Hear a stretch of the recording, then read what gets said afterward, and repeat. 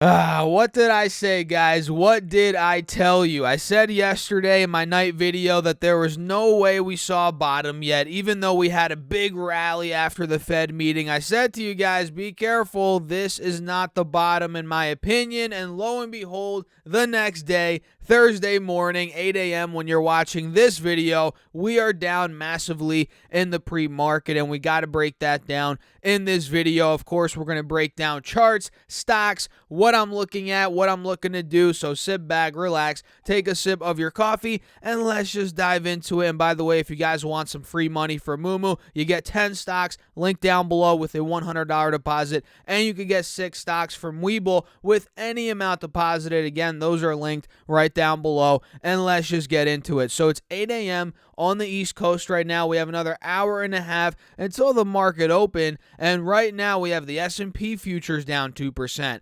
Russell and the NASDAQ, they're down 2.3% each, pretty much, 2.2, 2.3%. We have the Dow futures down 1.7%, and we have the VIX back over 30. VIX is up 7% as gold and silver, they're pretty much, silver's pretty much at break even. Gold's actually up 0.3%, and last I checked, Bitcoin was slightly under 21,000. Now Bitcoin's at 21.1. It is down 0.3% on the day. Ethereum's up 0.4%. So Bitcoin, Ethereum, they're kind of cooling off a little bit. The selling's probably not done on those either, to be honest. I mean, if Bitcoin gets under 20, Ethereum under 1,000, it's going to get ugly. But for now, they're just cooling off, which is good considering those have crashed very aggressively the past couple of days, more than what the stock market has crashed. So what we're noticing here is we have hit a fresh bottom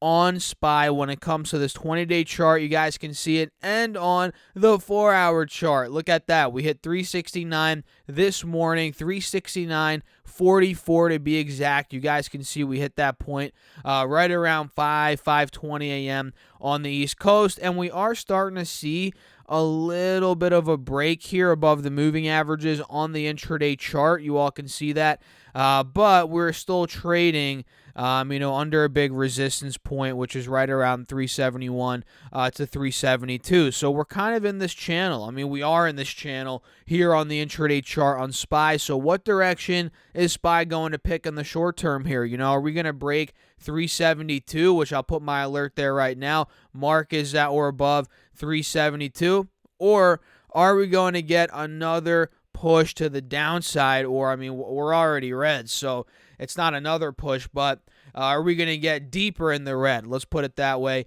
to the point where maybe we break under 370 and under 368, which is where I'm going to put my alert. Mark is at or below 368. If that point breaks, guys, on the downside, there's going to be more pain in store for the S&P 500 via SPY here. And triple Q, let's pull that up.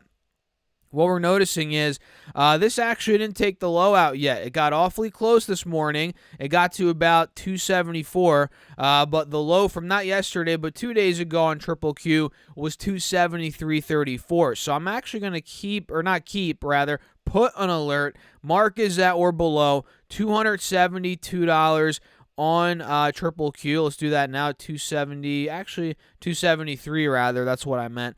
Right under that low from 2 days ago. If we do get selling pressure under that today, tomorrow, maybe next week, well, I think the 20th, the markets might be closed. I got to double check. I'm pretty sure the markets are closed on the, yes, they are, on the 20th.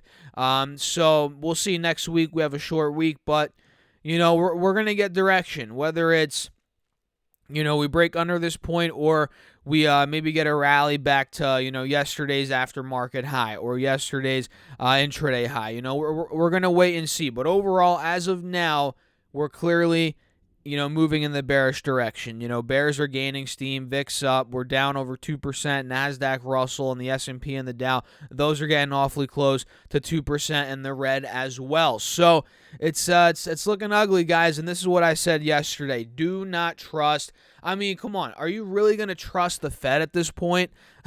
The same Fed that was telling you a year ago that inflation was transitory, when I was on the channel screaming, and a lot of people were, that it is not transitory. There's no way. I was saying this before the Fed came out and said, oh, we made a mistake. It wasn't transitory, right? I mean, we all knew it wasn't transitory. So are we really going to go, well, I didn't believe the Fed back then, and I advise you to be skeptical about the Fed, but are you going to go now and believe the Fed when they're saying, oh, we're going to we're going to play it by ear here. We might not need to do 100 basis points. Oh, we'll see at the next meeting. Oh, are you really going to believe the Fed when they're like, oh, we're going to keep, our target rate is 2% for inflation. We're going to only raise to 3.5%, 4%. Well, I guess they might not even be able to raise more than that, because if they do, they'll cause a crazy recession. So, I'm skeptical with a lot of things the Fed says, and I'm not blindly, completely believing everything Jerome Powell is saying. As you should, be skeptical as well. Take everything with a grain of salt, because we've seen, the writing on the wall for quite some time here, and we'll see how, they end up handling it, the Fed. And, when it comes to stocks that I'm looking at today, let's transition a little bit. Energy stocks, guys. XOM's down a lot. Occidental Petroleum's down a lot. We'll talk about some other ones in this video. And this is, kind of going with what I was saying with, the Fed. Inflation, hey, I don't think energy is going to stop or slow down in the short term here. Sure, in a year, maybe a year and a half, it's going to slow down by then, most likely. But over the next couple of months, I think we're going to keep on trucking along, guys. And maybe for political reasons, I don't know. We have elections coming up. Maybe Joe Biden tries to do something and, solve this problem that at the end of the day, he had a big part in creating. I mean, let's be honest here. Maybe he does something with the pipelines or whatever, which could help energy. And we'll see. It's speculative right now, but I do believe in the very short term here, month, 2 months, couple of weeks, I feel like this is a dip buy on energy stocks. And I'm not telling you what to do, as always, guys. Please do your own research. But based on my thoughts here, my opinion, the way I've been seeing these energy stocks move for a long time at this point, over a year, I've been watching these very heavily. Look at where we are in XOM. We've pulled back from 105 to now 92. This stock's down over 10%. It's in correction territory. It's holding the uptrend, the 180 moving average, which has, mind you, held every single pullback over the past couple of months. And do you think really, crude oil, you really think energy is going to slow down right now? Do you see a huge catalyst that's telling you that? No, not yet. So I think this dip will be bought up. No doubt in my mind. We have crude oil right around, 111, 112 a barrel, right by this uptrend. I think buyers will step in.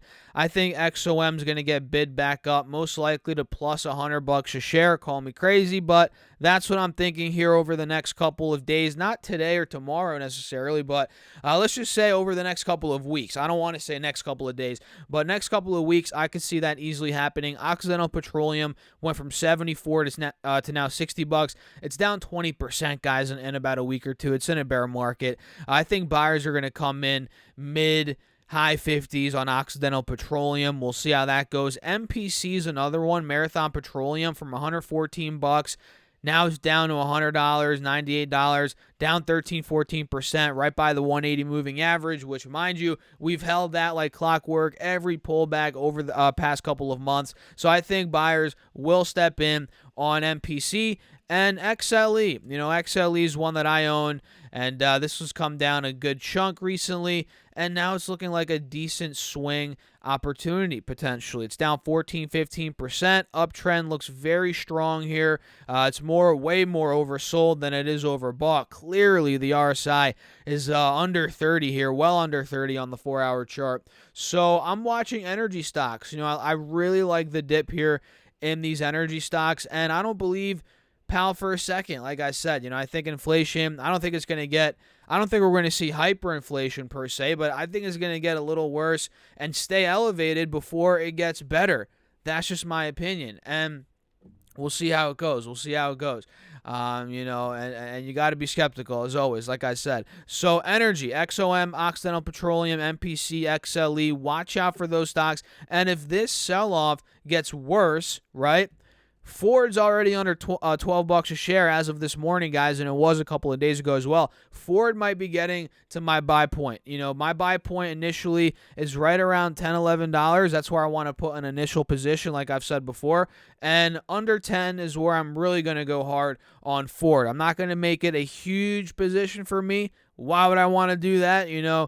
I don't think anybody wants to have Ford as one of their biggest positions, but to have a little, well, maybe you do, I don't know. But to have for me, I want to have a little position in Ford, a decent sized position, to have some exposure there, because this is always a stock that I've wanted to own. I've said that before on the channel. I just haven't been able to get it at the right price. And yes, guys, price matters. Price is what you pay. Value is what you get. You will learn that in due time if you haven't learned that already. I have for sure learned that lesson many, many times over. So another one here is Apple. Look at Apple, guys. It's close to going under $130 a share. We hit $131.20 this morning, and that's a fresh low. This hit a fresh low in the bear market, guys. Now Apple is down 30%. Do you guys remember when Apple was holding up? Remember we were, a lot of stocks were down, the markets were down, over a course of, a couple of weeks, months, but Apple was not down much.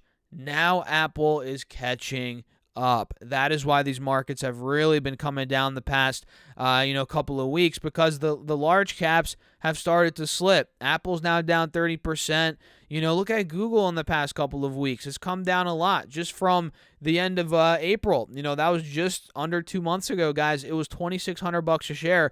Now Google's at $2,100. These stocks are coming down aggressively. Google's down 15% in just the past 2 months. So, if we get that Apple push towards the low hundreds, that flush to the low hundreds, 100, 110, 120, markets are going to come down way more. Google at that point will probably would be under 2,000 at that point. I'd be buying more Google, no doubt about it there. So be careful, guys, in these markets. I'm going to wrap the video up here.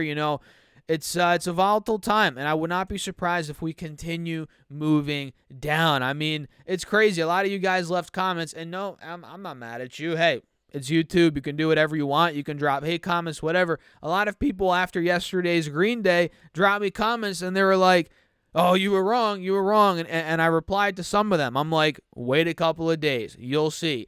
And look, lo and behold, this morning, we're down. We've erased all the gains already. So you got to be skeptical of the Fed, guys. Take everything with a grain of salt. And don't just blindly trust Powell, because if you did that a year ago, 8 months ago, you got blindsided. Let's be honest. So, that's it for this video. I'll catch you in the next one. Get your free stocks from Webull, Moomoo, 10 stocks from Moomoo, link down below with a $100 deposit. And you get 6 stocks from Webull with any amount deposited. Literally, it's free money, guys. It also helps out the channel. I appreciate you as always. Again, all that is linked down below. And with that being said, cheers. I'll catch you in the next video. Peace out.